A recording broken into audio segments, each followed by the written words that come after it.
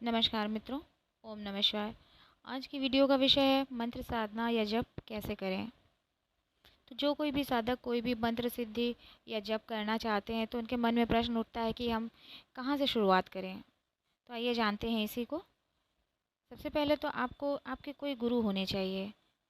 कोई भी अगर आपके गुरु नहीं हैं, क्योंकि गुरु ढूंढना भी एक मुश्किल का प्रश्न है, क्योंकि आजकल गुरु मिल नहीं पाते। हम किन्हीं को हर किसी को गुरु मान भी नहीं सकते।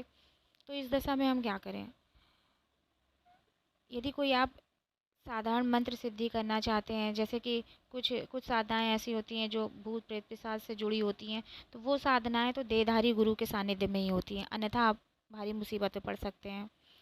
लेकिन जो साधनाएं हम करना चाहते हैं अपने परिवार के लिए, अपने परिवार की रक्षा कवच के लिए, तो उन साधनाओं को हम कैसे करें।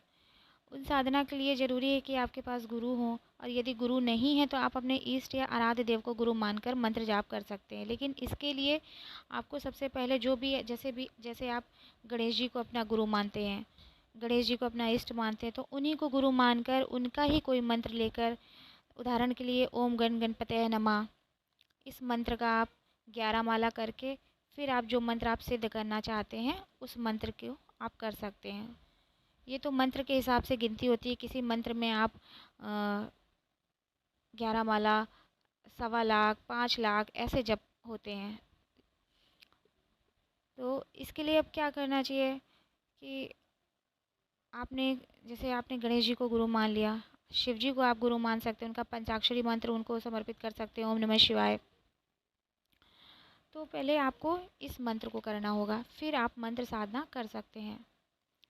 मंत्र साधना एक ही समय पे की जाती है। जैसे आप सुबह 7 बजे 6 बजे करते हैं, 6 बजे करते हैं, तो आपको उसी समय निरंतर हर दिन उठना चाहिए। आपको उसी समय साधना करनी चाहिए, तभी वो फलित होती है। आपका एक आसन होना चाहिए, आपकी एक माला होनी चाहिए। उसी आसन पर बैठकर आपको मंत्र साधना करनी चाहिए, क्योंकि जब आप मंत्र साधना करते हैं तो आपसे जुड़ी हर वो चीज़ ऊर्जावान होती रहती है। तो उसकी ऊर्जा जो आपकी और धरती के बीच में जो आपका आसन है, इसलिए कहा जाता है कि आसन के बिना पूजा नहीं करनी चाहिए, क्योंकि जो भी आप ऊर्जा एकत्रित करते हैं वो धरती में समाहित होती जाती है। आपको आसन लेना बहुत ज़रूरी है, और आसन भी ऐसा कि एक ही होना चाहिए, और उस आसन पर कोई अन्य व्यक्ति ना बैठे घर का, वो आपका अलग आसन होना चाहिए। अब बात आती है कि एक समय में ही करना चाहिए, एक आसन पर करना चाहिए, एक माला से ही करना चाहिए। फिर यही बात आती है कि जिस माला से आप करते हैं वो माला ऊर्जावान होती जाती है। अब कौन सी माला किस मंत्र के लिए लें। वैसे तो साधारणतः आप रुद्राक्ष की माला से जप कर सकते हैं, लेकिन आपकी कोई विशेष मंत्र है तो उन मंत्रों में तुलसी चंदन की माला, अगर आप लक्ष्मी साधना कर रहे हैं तो कमल गट्टे की माला उचित रहती है। स्फटिक मूंगे आदि की भी माला होती है। कौन सी साधना में कौन सी माला प्रयोग करनी चाहिए, इसके विषय में मैं अलग से एक वीडियो ज़रूर बनाऊंगी। लेकिन साधारणतया और सबसे सर्वश्रेष्ठ रुद्राक्ष की माला होती है, अगर आपको किसी की जानकारी नहीं है। वैसे तो आप बिना जानकारी की कुछ करेंगे नहीं, लेकिन फिर भी आप रुद्राक्ष की माला ले सकते हैं। अगर आप निरंतर जप या साधना करना चाहते हैं तो माला संस्कारित होनी चाहिए।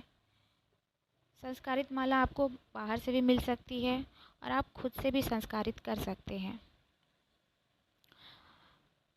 अब माला संस्कारित कैसे होनी चाहिए, इस पर मैं देखूंगी, मैं वीडियो बनाऊंगी, नहीं तो आप कहीं पर सर्च भी कर सकते हैं, यूट्यूब में आपको कहीं ना कहीं मिल जाएंगी।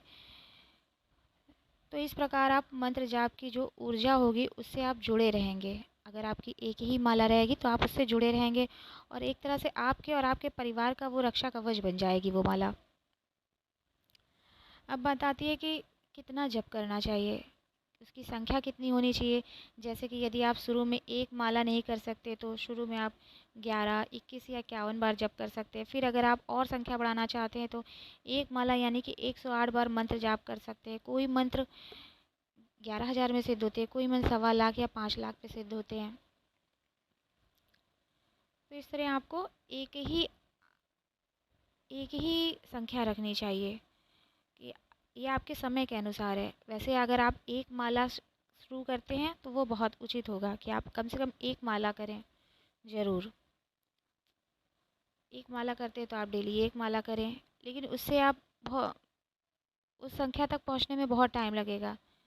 तो आप 3 माला, 9 माला ऐसे कर सकते हैं। तो इस तरह से आप इसको आगे बढ़ा सकते हैं। तो ये रही आज की कुछ जानकारी। और इसमें ध्यान देने योग्य बात ये है कि कुछ साधनाएं ऐसी होती हैं, मैंने पहले भी आपको बताया कि जो भूत प्रेत पिशाच अघोर साधनाएं होती हैं, ये केवल देहधारी गुरु के सानिध्य में ही करना चाहिए, अन्यथा आप भारी मुसीबत में आ सकते हैं। क्योंकि इसमें विचलन इतना ज़्यादा होता है, जो आपके गुरु से संभाल सकते हैं, गुरु आपको रक्षा कवच देंगे, वो आपको संभाल सकते हैं, आप उनके पास बैठकर करें। वैसे तो ये साधनाएं अनैतिक होती हैं, इन्हें नहीं करना चाहिए। इनके परिणाम भी परिणाम क्या दुष्परिणाम होते हैं, इनसे दूर ही रहना चाहिए। आपको साधारण मंत्र सिद्धि करनी चाहिए। यदि आप भगत नहीं हैं, साधक हैं, तो आपको साधारण मंत्र जाप ही करने चाहिए। तो ये रही आज की कुछ जानकारी। वीडियो अच्छी लगी हो तो लाइक शेयर और सब्सक्राइब करें।